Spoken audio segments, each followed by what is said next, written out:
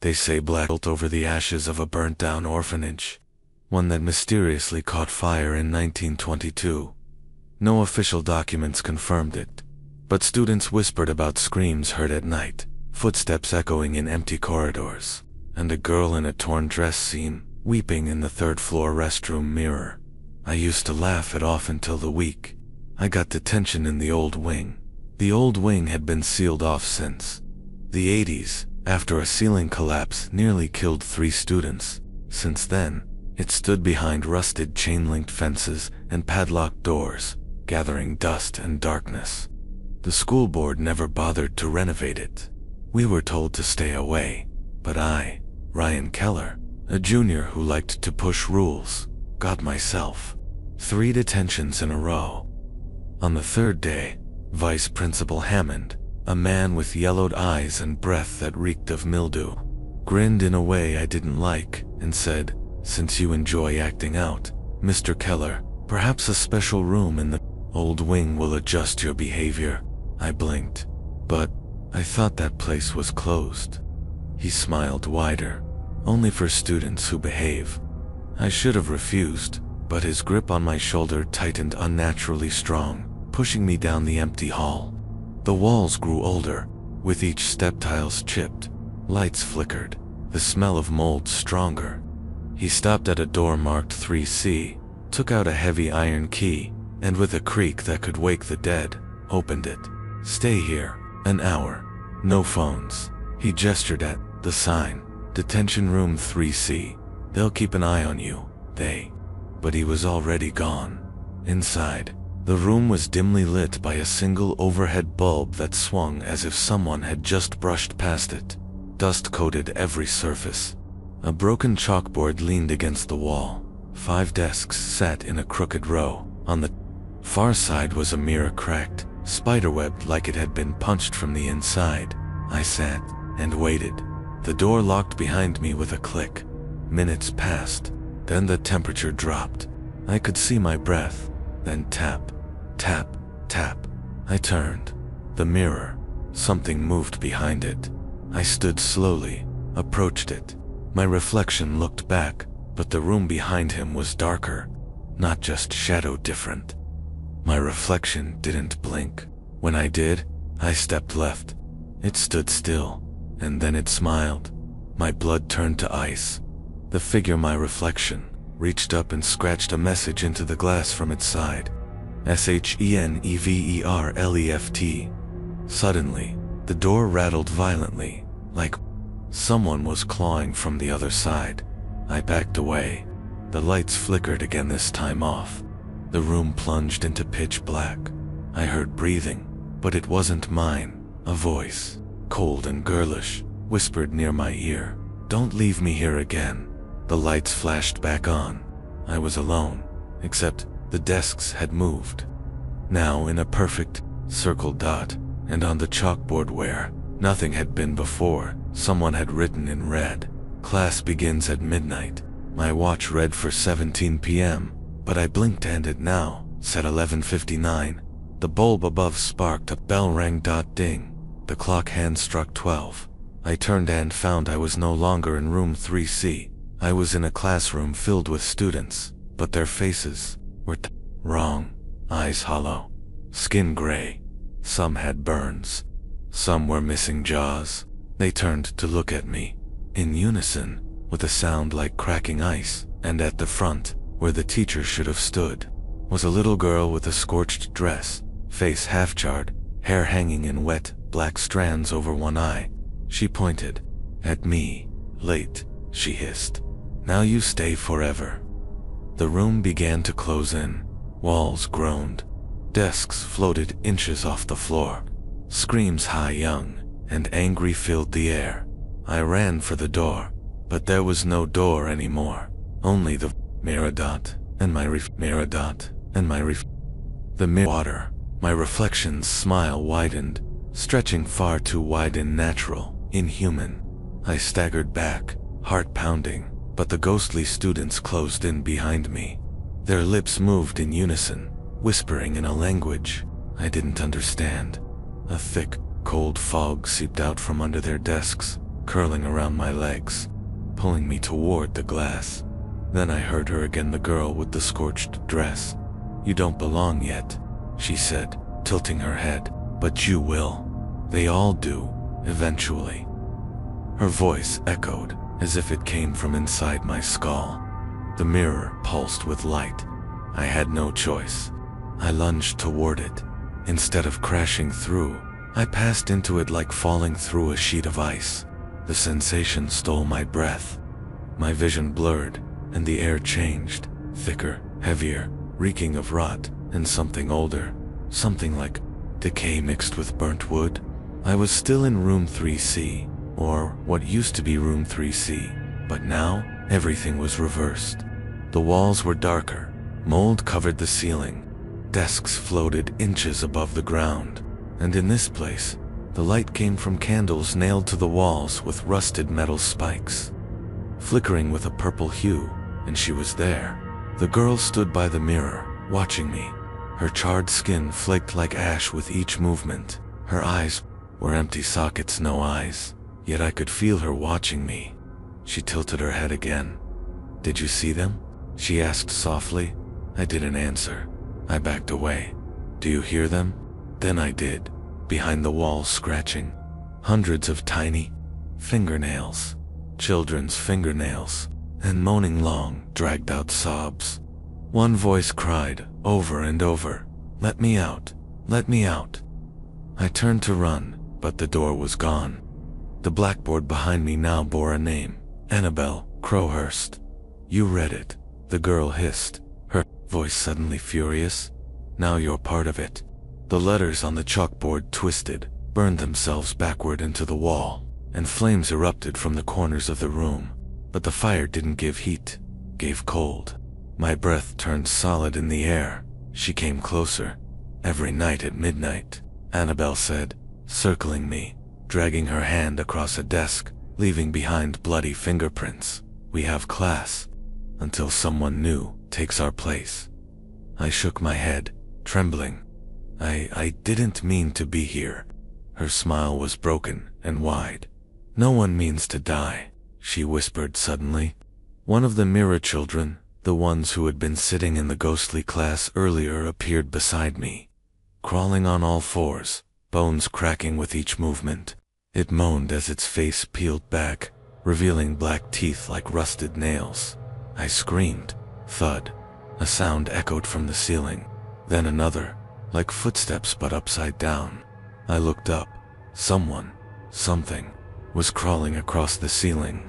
A human figure with a twisted neck and no feet, dragging itself above me like a spider. Tap, tap, tap. Its head twisted 180 degrees to look down at me. I bolted toward the wall, searching for a way out, but every step I took made the room longer, endless. The mirror now hung far off in the distance, swaying like a door at the end of a collapsing hallway. Then a voice, a new one, faint but familiar. "Ryan, Ryan, can you hear me?" It was muffled, distorted. I stopped, trying to pinpoint it. "Ryan, wake up, Ryan." The mirror flashed. My body slammed backward into the wall as a surge of electricity passed through the room. Everything around me cracked, like glass. The chalkboard shattered. Desks imploded. Annabelle screamed in rage, reaching toward me, her arms elongating unnaturally. Then I was yanked out, like being pulled from underwater. I gasped, blinking. I was lying on the floor of room 3C, the real room 3C, empty, dusty. Dim. Vice Principal Hammond stood over me with the school nurse, flashlight in hand. He passed out. "Another one," he muttered. The nurse looked panicked. "This is the third student this semester." I sat up quickly. "What happened? What time is it?" Hammond checked his watch. 4:23.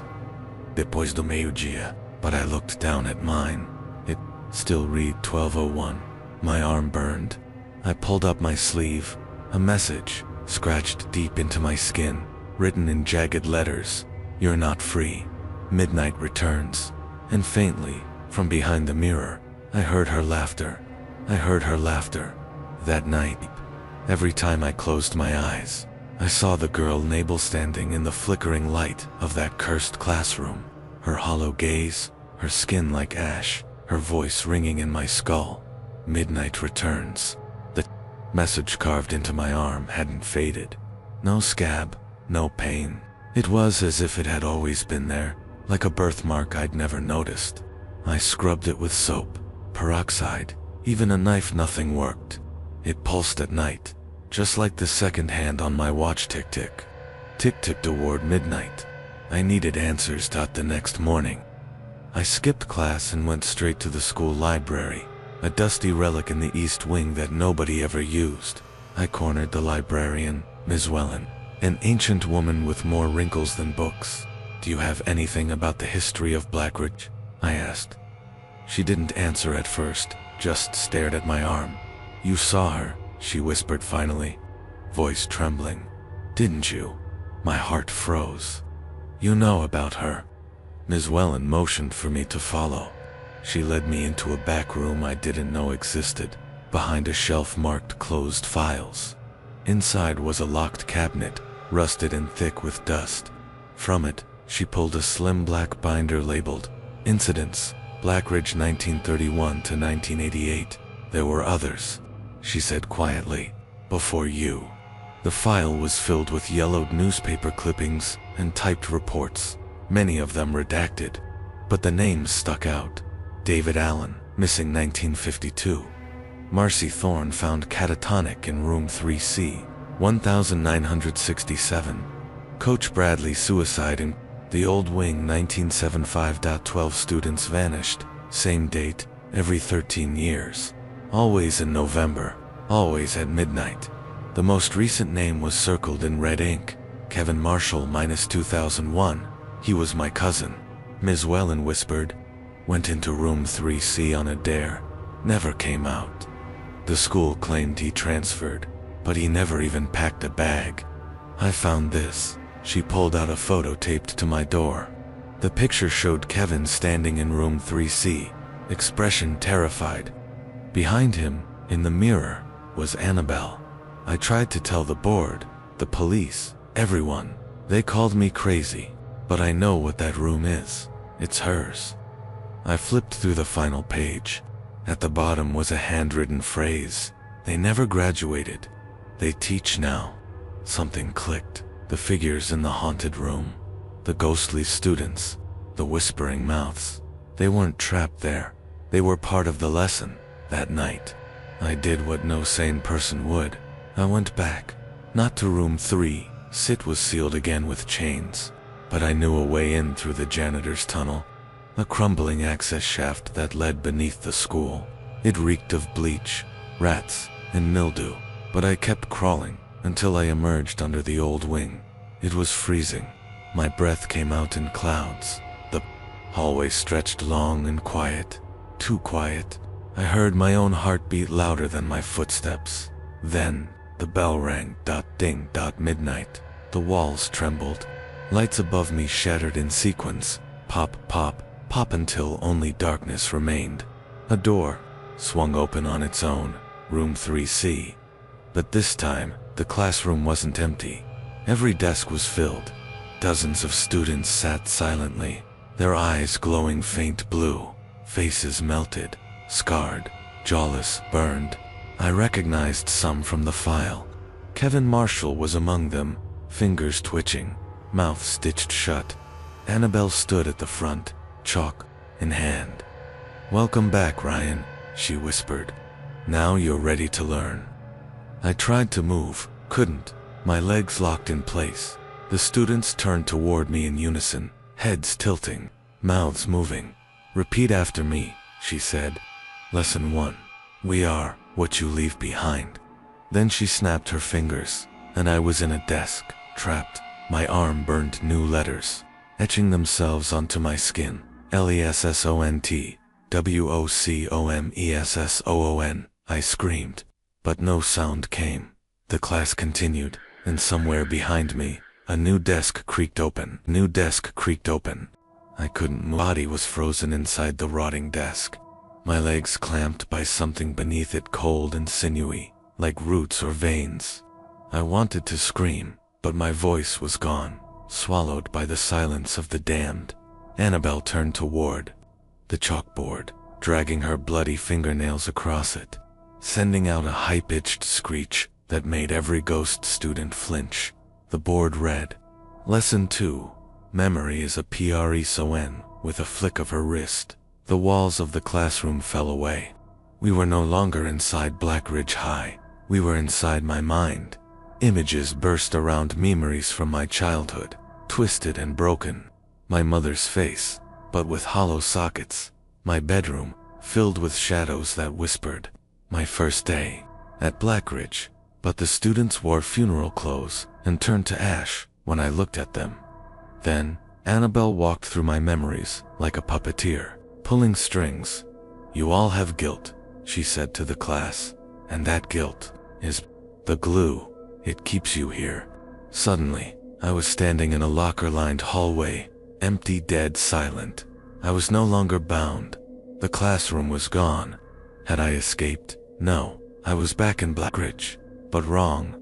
The lights were red. The lockers all bled from the seams. A slow, wet drip echoed off the walls.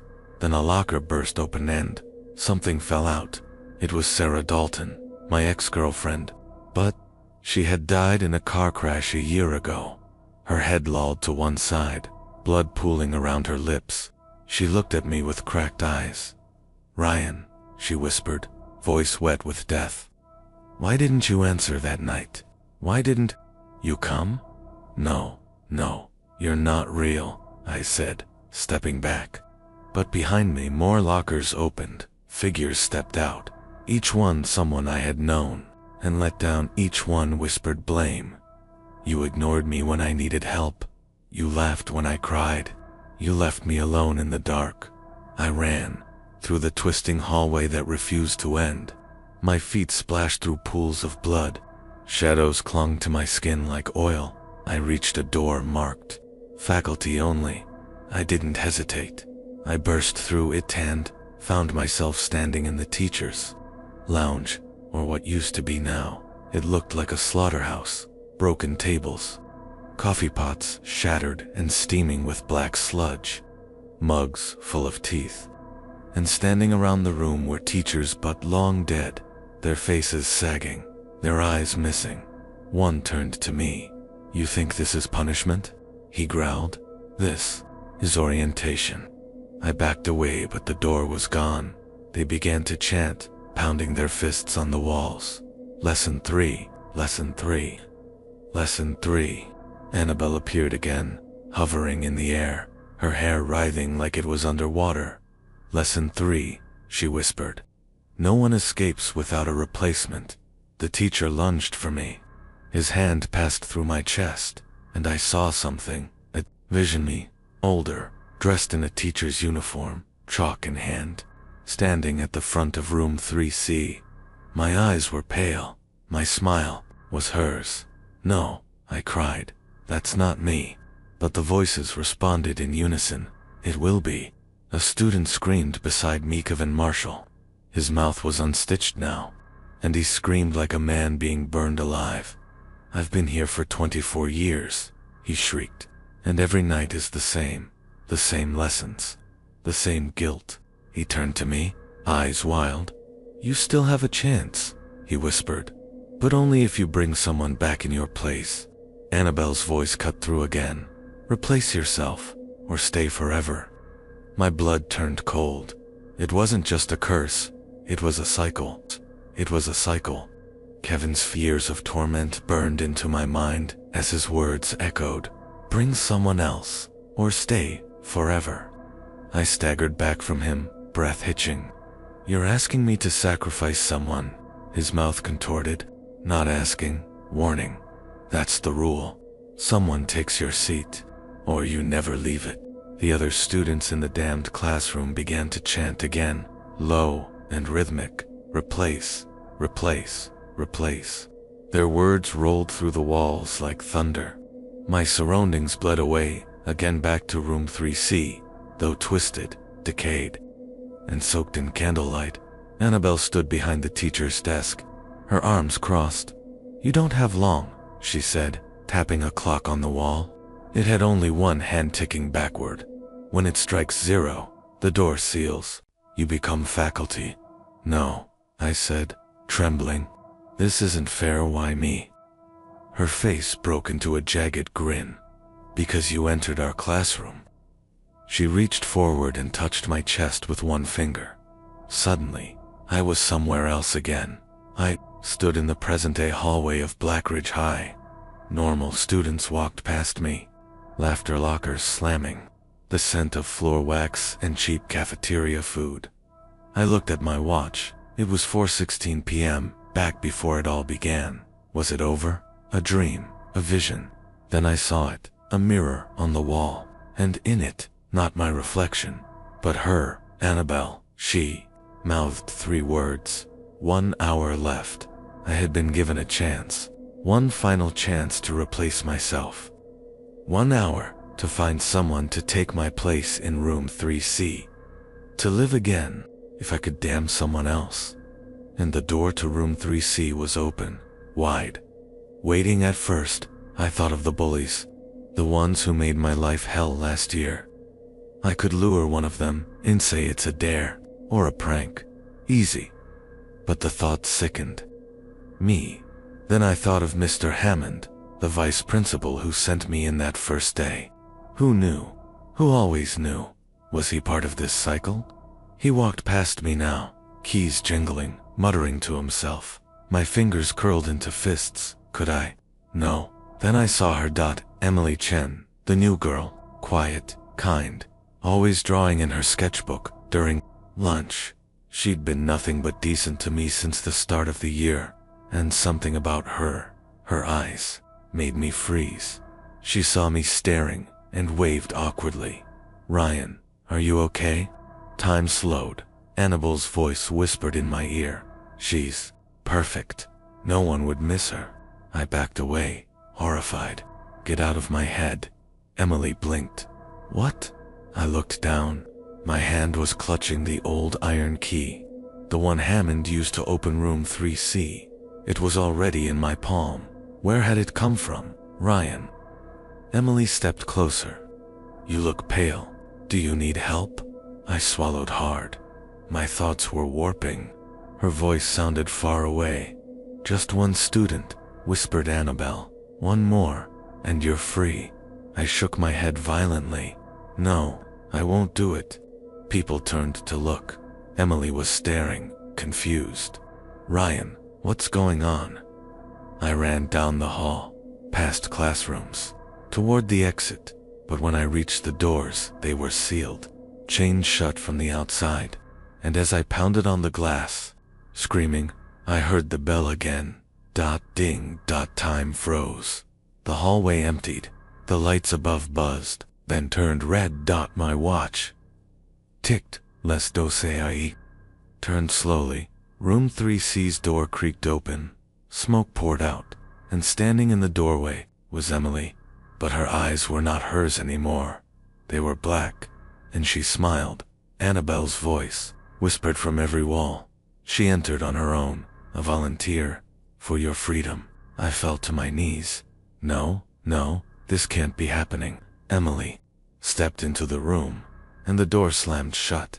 I was outside it, free, but on my arm, a new message burned. "You owe us, still. You owe us, still." For days, speak to anyone, not my parents, not the teachers, not even the police, when they questioned me about Emily Chen's sudden disappearance. 1 minute, she was walking to her locker, next, gone. No one remembered seeing her enter room 3C, except me, but I lied, said I didn't know anything, because how could I explain the truth? That I'd brought someone into a cursed classroom that shouldn't exist. That she had walked in willingly, possessed or controlled by something I'd barely escaped. I stared at my reflection for hours after it happened, waiting for her face to show in the mirror again. For Annabelle, for Emily, for anything. But there was only me, and the guilt, and the message still burned into my arm. "You owe us, still." Graduation was a month away. And for the first time in Blackridge High history, they reopened the old wing, renovated, they said, restored, cleaned, and ready for use by the next school year. They even opened room 3C, boasting about its historical charm. The principal called it symbolic, a sign that the school was moving forward, leaving its ghost stories behind. But I knew better. They weren't leaving anything behind. They were making room one afternoon. I broke into the old wing again, just to see it for myself. Everything looked normal now: painted walls, new floors, working lights. Room 3C had been remodeled. It even had a smart board, but when I touched the board, it flickered. Static. And for half a second, I saw her. Emily. Sitting at the front row desk, arms folded neatly, pale, hollow-eyed, silent, watching me. I stumbled back, heart racing. The smartboard flickered again, this time showing a chalkboard message in jagged handwriting. Graduation comes for all. The night before the ceremony, I couldn't sleep. Every light in my house flickered. The TV turned itself on, showing static and distant classroom bells. I heard whispers in my closet. My diploma, rolled neatly on my desk, unfurled itself, and in the center, burned through the paper, were the words, "Your seat is reserved." I ran back to Blackridge. To room 3C, because I knew what was coming. I could feel it like static in the air, like pressure behind my eyes, like the end. The school was empty. Midnight, yet, as I approached the old wing, the bell rang. Ding. I opened the door to room 3C, and this time, they were all waiting. Every desk filled.